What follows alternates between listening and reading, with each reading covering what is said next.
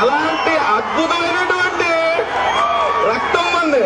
దయచేసి రక్తం ఎవరికి పెడితే వాళ్ళకి ఇవ్వద్దు. నేను ఇంకో ఉదాహరణ చెప్తాను.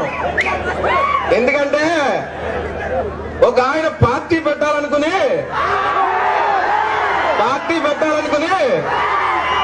ఎన్టీఆర్ పార్టీ పెట్టాడు. 9 నెలల్లో అధికారంలోకి వచ్చాడు. మనం కూడా పార్టీ పెట్టాలి అని ఒక 10 మందిని పిలిచాడటండి. పిలిస్తే నీ వల్ల కాదు, నువ్వు హిమాలయాలకు వెళ్ళి తపస్సు చేయమని చెప్పారట. అక్కడికి వెళ్ళి తపస్సు చేశాడు. తపస్సు చేస్తే దేవుడు ప్రత్యక్షమయ్యాడు.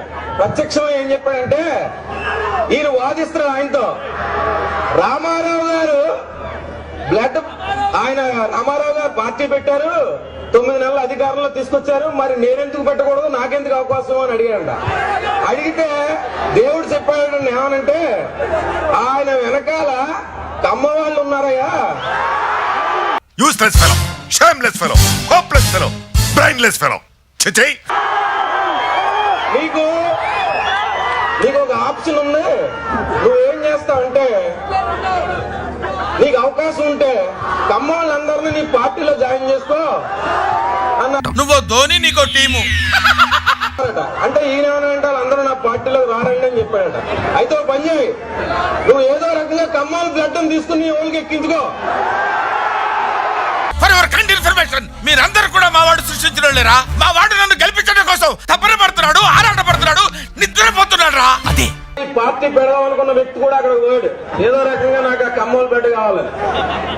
వెళ్తే భగవంతుడు ప్రత్యక్షమయ్యాడు. ప్రత్యక్షమైతే ఈ జనాలందరినీ చూసి వీళ్ళందరికీ ఒకేసారి నిన్ను వరాలు ఇవ్వలేమని చెప్పి ఈ గుంటూరు ఇక్కడ తీసుకొచ్చి వీళ్ళందరినీ ఒక గ్రౌండ్ లో కూర్చోండి, మీరు మీకు ఏం కావాలో ఇచ్చేస్తామని చెప్పి కూర్చోబెట్టాడు. కూర్చుని ఆయన అడిగాడు అనమాట. వచ్చేటప్పుడు బంగారం, డబ్బు అంతా తెచ్చాడు. ఒక్కొక్కరిని లేపు అడుగుతుంటే నీకేం కావాలంటే అందరూ కూడా మాకు ఈ జన్మ చాలు, వచ్చే జన్మలో నన్ను కమ్మోడి కింద పుట్టించమని అడిగారు. మరి వెంకటేశ్వర స్వామి ఈజ్ నాట్ అన్ అడ్మినిస్ట్రేటర్, ఆయనకి సంబంధం లేదు. ఆయన ఏం చేశాడు, వెంటనే బ్రహ్మదేవుని పిలిచాడు. ఏమయ్యా అవకాశం ఉందా, వచ్చే జన్మలో అందరినీ కమ్మోలుగా పుట్టించాడు. సార్ నా దగ్గర మెటీరియల్ లేదని చెప్పాడు. వెంటనే గవర్నమెంట్ లో ఉన్నటువంటి చీఫ్ సెక్రటరీ గారిని 4 నెలలు పిలిచాడు. మత మార్పిడిలా కుల మార్పిడి ఏమైనా ఉందా, ఇక్కడ ఈ పార్టీ పెట్టాలనుకున్న ఆయన ఉన్నాడు. సంకల్ కూడా వేసుకుంటున్నాడు, మనకు వచ్చేది వీళ్ళంతా.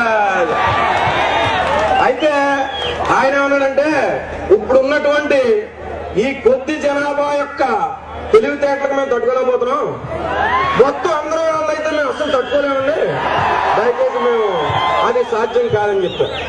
ట్రీట్మెంట్ ఇవ్వాల్సింది జనాల. కమ్ములరా చంద్రబాబు నాయుడు, పచ్చిగా మాట్లాడుతున్నాను. కాపులరా చిరంజీవి, రెడ్డులరా జగను. సిగ్గుందా గాడిదల్లరా? నా బతుకులు ఎవడు బాగు చేస్తాడని ఆలోచించే ఇంగిత జ్ఞానం లేకపోతే మీరు మనుషులను చెప్పుకుంటారా? ఎట్లా చెప్పుకుంటారు? పిల్లాడికి మంచి పాఠాలు కావాలంటే నా కులం కాబట్టి పనికి మాల గాడి దగ్గరికి పంపిస్తానా? ఏ కులమైనా కూడా బ్రహ్మాండంగా పాఠాలు చెప్పే దగ్గర పంపిస్తానా? ఇంట్లో ఎవరికైనా ఆపరేషన్ కావాలి, అర్జెంటుగా ప్రాణదానం చేయాలని చెప్పంటే కత్తి పెడితే ప్రాణం పోయేవాడిని నా కులం కాబట్టి అని చెప్పి నా వెధ దగ్గరికి పంపిస్తానా? నా బిడ్డ ప్రాణాలు కాపాడుకుంటానా? ఇది అందరికీ పంపించండి మెసేజ్. ప్రతి మనిషికి వెళ్ళాలి. ఈ కులం పిచ్చి, ఈ డబ్బు పిచ్చి, ఈ వర్గం పిచ్చి చావగొడుతుంది సమాజం. నాకు అసహ్యం వేస్తాను.